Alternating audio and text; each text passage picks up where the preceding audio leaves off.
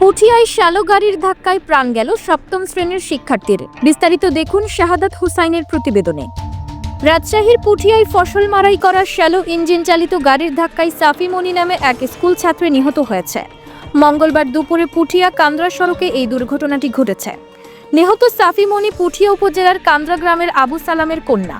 সে কান্দ্রা দাখিল মাদ্রাসার সপ্তম শ্রেণীর শিক্ষার্থী ছিল।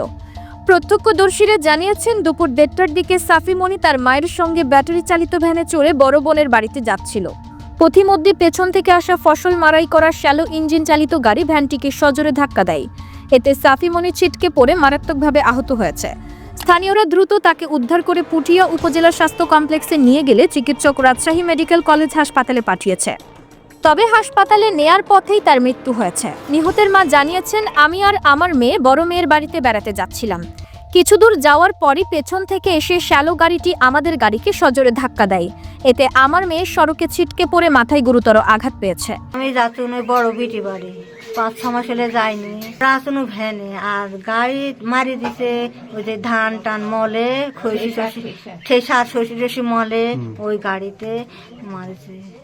এই বিষয়ে পুঠিয়া ইউনিয়নের 5 নম্বর ওয়ার্ডের মেম্বার জুয়েল রানা জানিয়েছেন, আমরা উভয় পক্ষকে নিয়ে সমাধানের জন্য বসেছি, যা সিদ্ধান্ত হবে তা জানিয়ে দেওয়া হবে। পুঠিয়া থানার অফিসার ইনচার্জ কবির হোসেন জানিয়েছেন, নিহতের চাচা থানায় এসে মামলা করেছেন।